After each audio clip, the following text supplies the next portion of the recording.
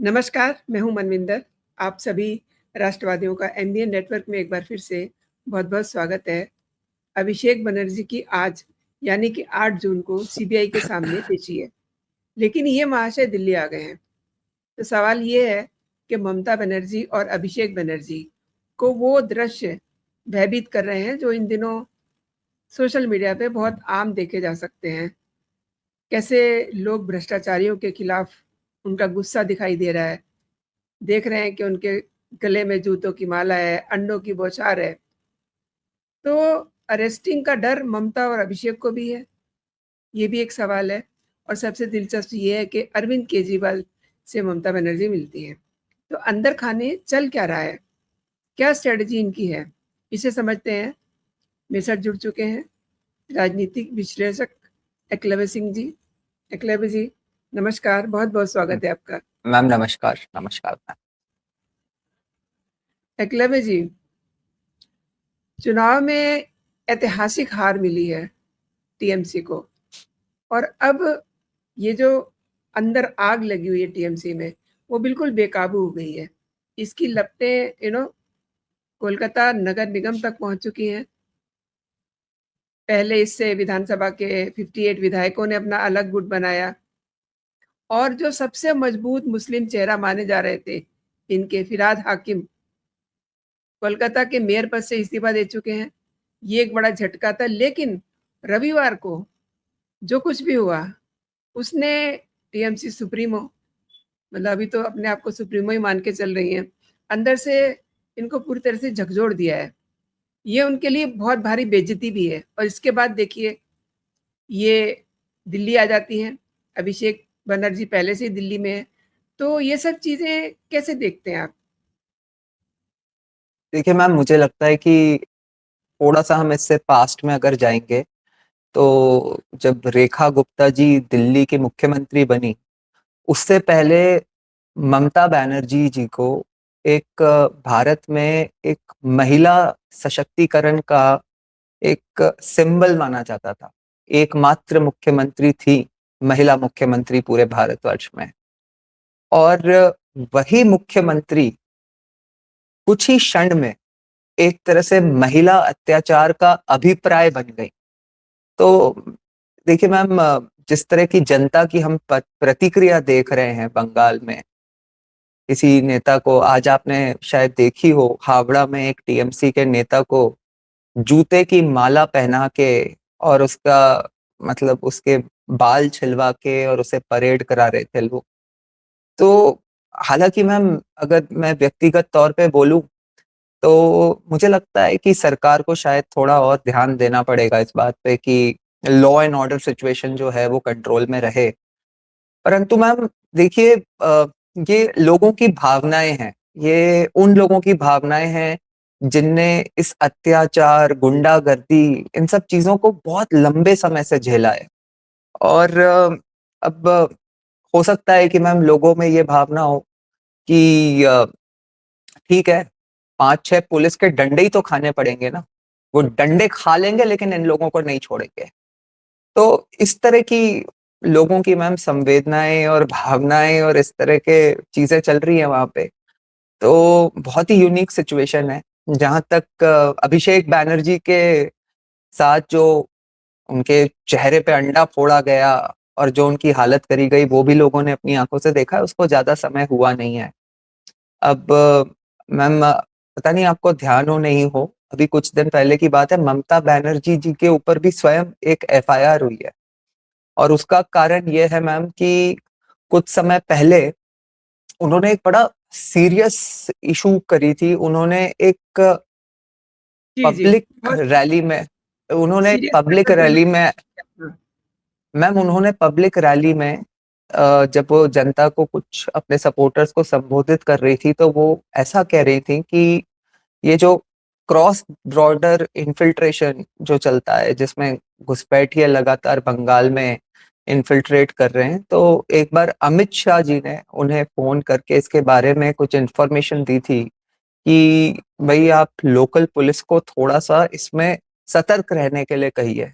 और ये बात अपने तक ही रहिएगा, ये कोई राजनीतिक मुद्दा नहीं है, सुरक्षा का मुद्दा है। और इसी चीज को मैम वो जनता को संबोधित करते हुए या अपने सपोर्टर्स को संबोधित करते हुए एक पब्लिक रैली में कह रही थी।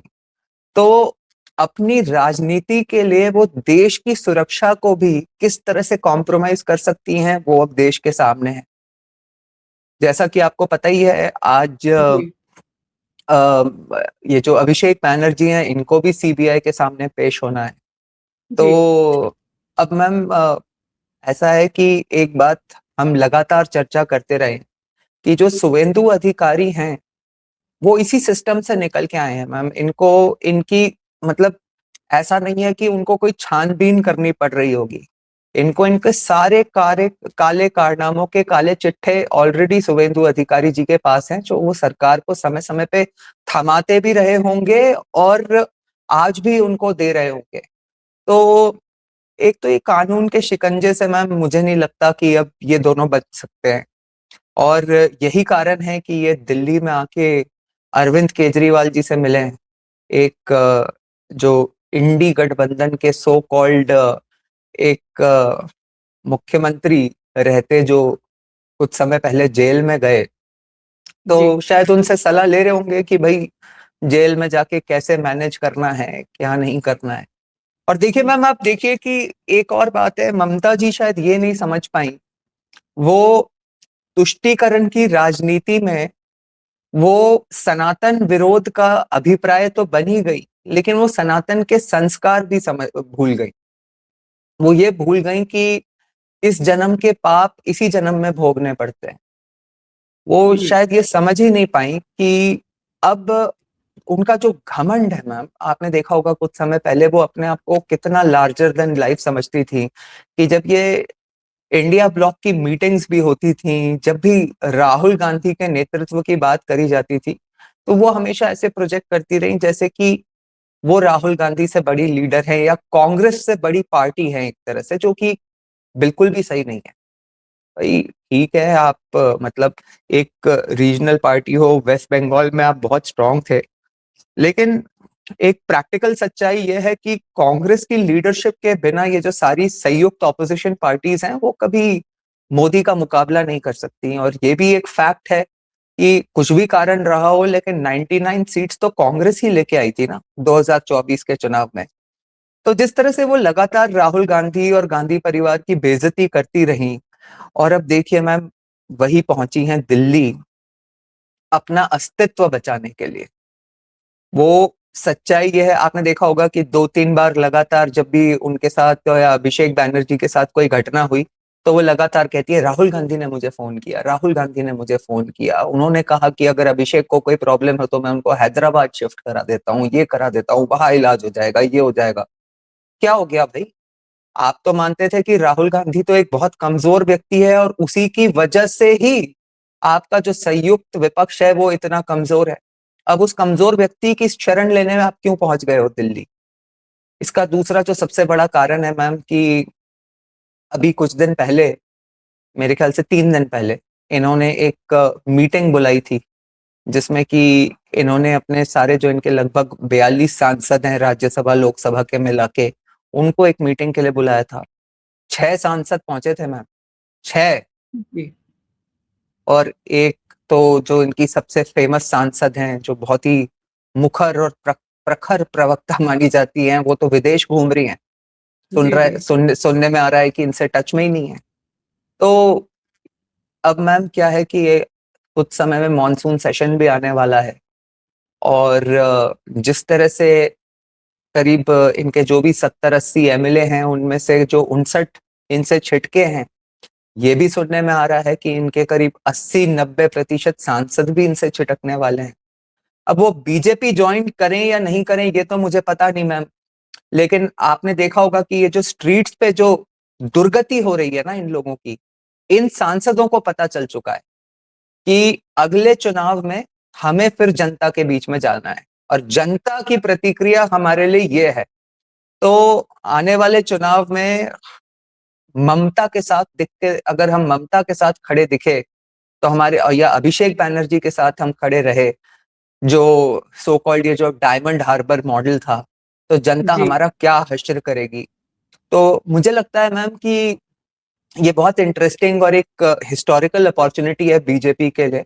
और जो महिला आरक्षण और डीलिमिटेशन का बिल है, जिसमें अभी बीजेपी हाल फिलहाल सफलता प्राप्त नहीं कर पाई थी, तो मुझे ऐसा लग रहा है मैम कि एक तो ये फैक्टर, और उसके अलावा दूसरी जगह जो कांग्रेस ने टीवीके से मैम गठबंधन कर लिया, उसके बाद डीएमके जिस तरह से उनसे छिटकी है, और डीएमके के मैम कुछ नेता पब्लिकली कह चुके हैं कि हम इशू बेस्ड सपोर्ट बीजेपी को देने के लिए तैयार हैं। तो मुझे ऐसा लगता है कि मैम इस मॉनसून सत्र में ही कोई बड़ी बात नहीं होगी यदि अगर ये बिल्स री इंट्रोड्यूस करे जाते हैं, और इशू बेस्ड सपोर्ट ये जो टीएमसी के सांसद हैं और डीएमके के सांसद हैं वो भारतीय जनता पार्टी या मोदी सरकार को देके और इस बिल को पास करा दें। तो इन सब, ये एकमात्र चीज बची है मैम ममता जी के पास, जिसको लेके मेरे ख्याल से वो राहुल गांधी के पास पहुंची होंगी नेगोशिएशंस के लिए। और अरविंद केजरीवाल से तो वो मिल ही चुकी हैं, क्योंकि अरविंद केजरीवाल से जो मिलने का मैम फैक्टर है वो क्यों ज्यादा भी हाईलाइटेड है, क्योंकि अरविंद केजरीवाल के लगभग जो हालात हुए थे, जिस तरह से वो जेल में रहे, और जी। अभी भी मैम जो कानूनी सूली है वो अभी उनके गले पे लटकी हुई है। जो उनके फेवर में जो ऑर्डर हुआ था जिसमें उनको क्लीन चिट दे दी गई थी, वो एक तरह से स्टे कर दिया गया है, वापस नोटिस जारी हो गए हैं। तो एक यही है मैम कि किसी ना किसी तरह से जो एक माहौल बनाने वाली बात होती है, एक परसेप्शन बनाने वाली बात होती है कि भाई हमारे जैसे लीडर्स को अगर यदि अरेस्ट कर लिया गया तो इस देश में लोकतंत्र की धज्जियां उड़ गई हैं, या मतलब लोकतंत्र नहीं बचा है। वही सब उसी तरह की स्ट्रैटेजीज डिस्कस करने के लिए पहुंची हैं। और मेरा स्पष्ट मानना है मैम कि अब ममता बनर्जी और अभिषेक बनर्जी दोनों के ही राजनीतिक करियर तो लगभग समाप्त ही है। मुझे लगता है कि इनकी जेल जाने की भी जो दिनांक है वो अब काफी करीब है। आपने बहुत बड़ी बात की है। जेल जाने की बात, जो इनकी घड़ी है, बहुत नज़दीक है। तो आपको नहीं लगता कि अगर ये बंगाल में रहते, कोलकाता में रहते, तो इनके साथ वही होता जो इनका डायमंड हार्बर मॉडल जो है, इनके लोगों के साथ अब चल रहा है। जूते, चप्पल, अंडे, सब कुछ, सारे ट्रीटमेंट दिए जा रहे हैं। तो ये उससे बच कर के ये दिल्ली आके डेरा डाल के बैठ गए हैं। मैम होता नहीं, होना चालू हो चुका था। अभिषेक बैनर्जी के लिए तो हो ही गया था। अभी मैम जब ये अभिषेक बैनर्जी के साथ जब ये घटना हुई थी, उसके बाद एक दिन वो उसी गली में ममता जी का भी घर है और कुछ ही दूर पे अभिषेक बैनर्जी का घर है। तो ममता जी ने तय किया कि वो उनके घर तक पैदल यात्रा करके जाएंगी और एक सपोर्ट इकट्ठा करेंगी। मैम 8 जने आए थे उनके साथ, 8 जने। बिल्कुल। तो मैम ये तो उस समय बच गई। उनका मतलब एक तरह से भाग्य सही रहा होगा उस समय।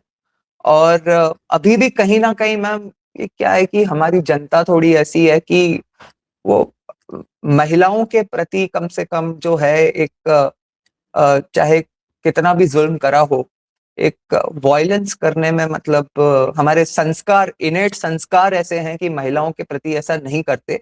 लेकिन ये पक्की बात है मैम कि अब इनको जनता दोबारा कभी मौका नहीं देगी।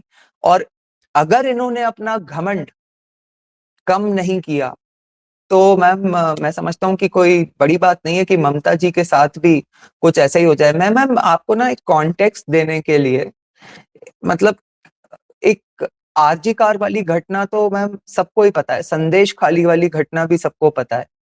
मैम किस तरह का वॉयलेंस हो रहा था यहाँ पे। देखिए मैम एक हुसैन ब्रदर्स का बड़ा फेमस केस है यहाँ पे। और उसमें क्या था मैम कि ये जो दो भाई थे, इन लोगों को मैम इस तरह से इनके साथ था, और ये दोनों कांग्रेस के कार्यकर्ता थे मैम। एक्चुअली ऐसा भी नहीं कि बीजेपी के कार्यकर्ता थे, कांग्रेस के कार्यकर्ता थे।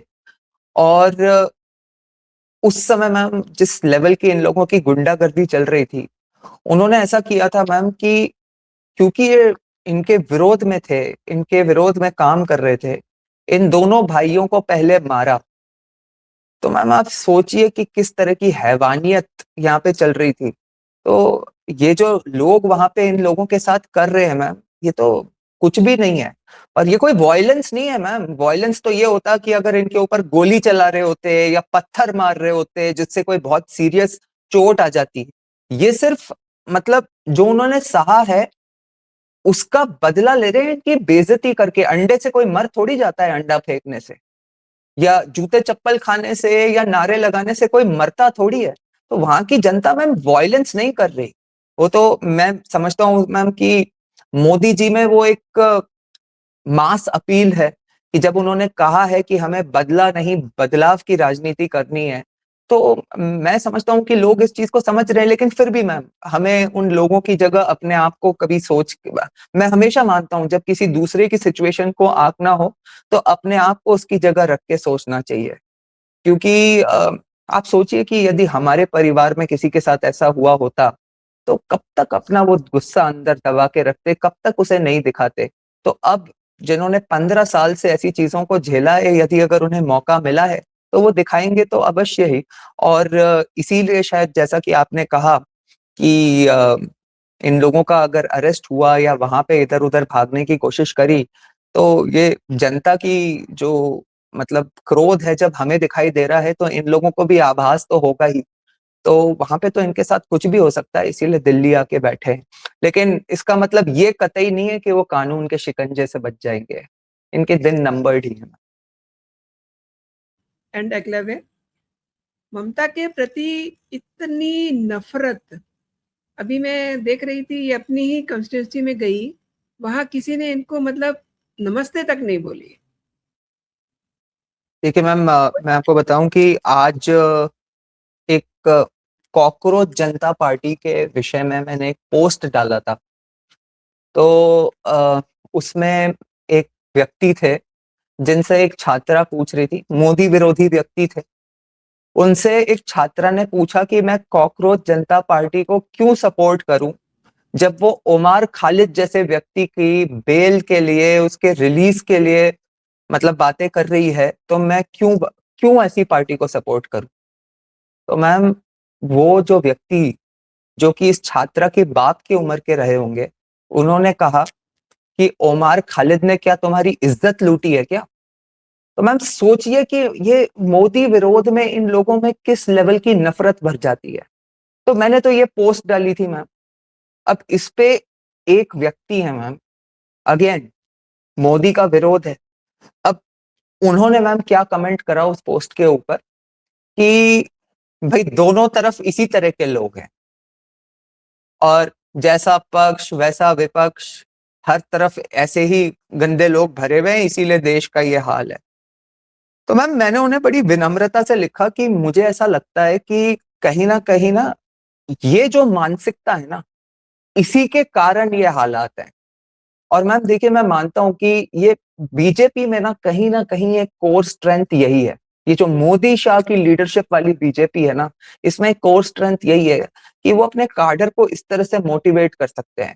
आप देखिए मैम, मुझे ऐसा लगता है कि अच्छे अच्छे बड़े बड़े वीर लोग भी ना, जिनके घर में उनके लोगों के साथ ऐसा हो रहा हो या उनकी परिवार की महिलाओं के साथ ऐसा हो रहा हो ना, मैदान छोड़ के भाग जाते हैं।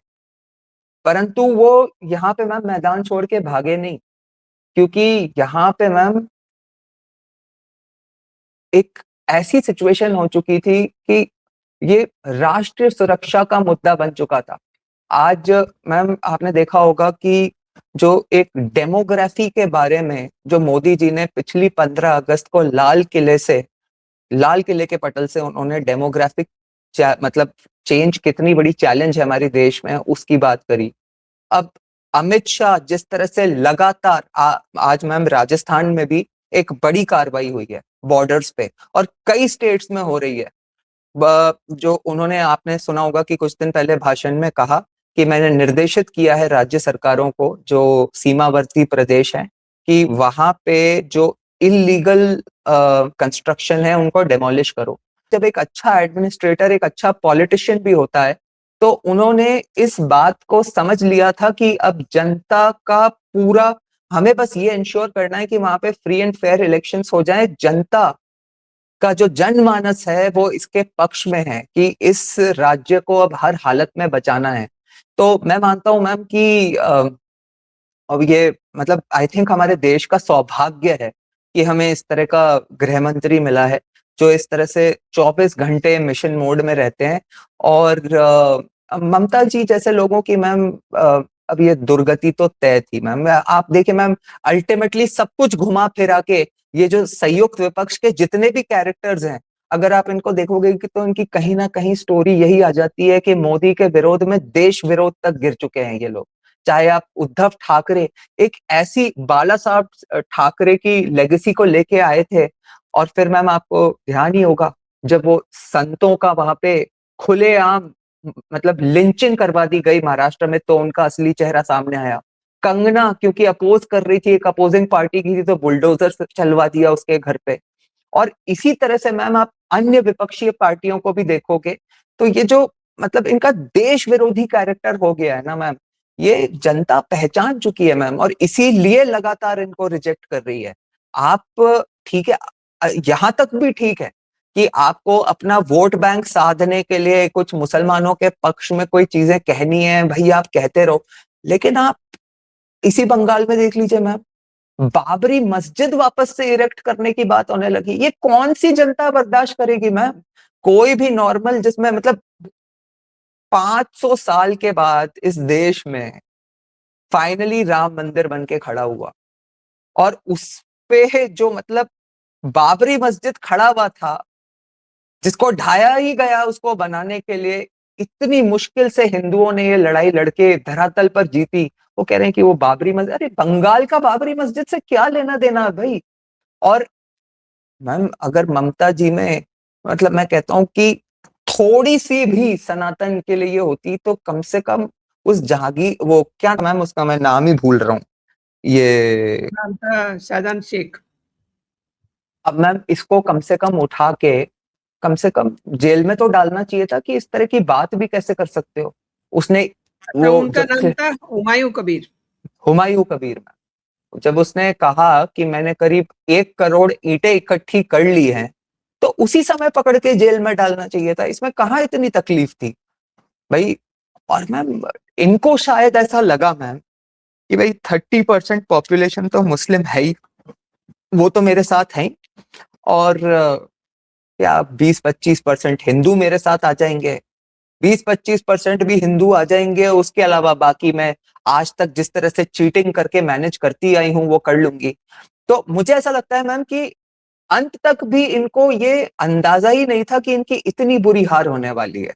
इनको मुझे ऐसा लगता है, क्योंकि जिस तरह के आपने देखे होंगे मैम कि इनके प्रवक्ता जिस तरह से टीवी पे बैठकर बोलते रहते थे, और मैम बहुत ज्यादा अनफॉर्चुनेट है कि हमारे मतलब ये तो एक इस तरह से कहा जा सकता है कि जैसे कि हमारे देश के अंदर बैठ के ये कोई एक अलग ही देश चला रही थी।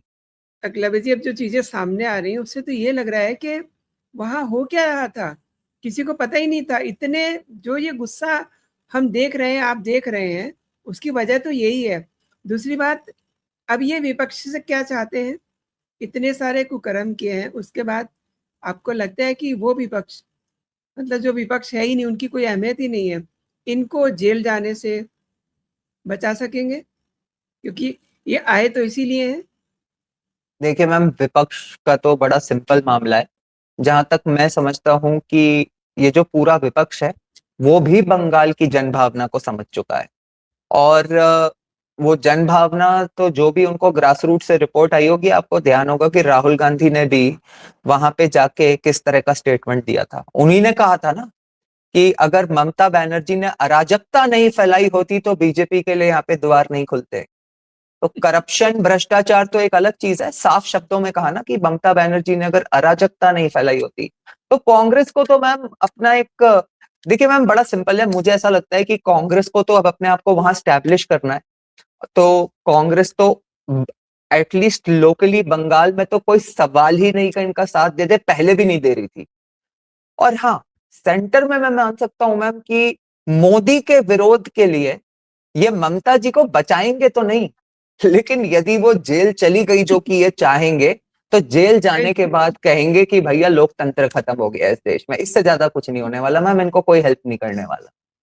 और मैम ये एक फितरत होती है इनके इंटरनल कंपटीशन की, ये जो मतलब होते हैं ना इस तरह के लोग, इनकी एक फितरत होती है, कभी एक दूसरे का भला नहीं चाहते, इसीलिए तो ये आज तक संयुक्त नहीं हो पाए ना मैम।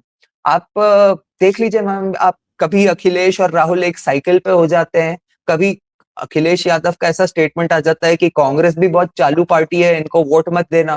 तो ये तो मैम ये कभी, और ये जनता बहुत अच्छे से जानती है मैम। वो एक बड़ा फेमस डायलॉग था मैम, किसी एक बहुत महान संत ने कहा था, मुझे शायद मुझे ऐसा याद आ रहा है कि आचार्य चाणक्य जी ने कहा था कि यदि अगर सारे जो भ्रष्टाचारी हैं वो एक साथ हो जाएं तो समझ लो कि राजा ईमानदार है। तो यही कहानी है मैम, और इसको मुझे लगता है कि जनता बहुत अच्छे से समझती है। आपने बहुत ही खूबसूरती से इस बात को समेटा है एकलव्य जी। आपने मेरे लिए समय निकाला और मेरे दर्शकों को तमाम विषयों पे आपने महत्वपूर्ण जानकारी दी है। बहुत बहुत धन्यवाद आपका जुड़ने के लिए। जय हिंद, जय भारत। जय श्री राम। जय श्री राम।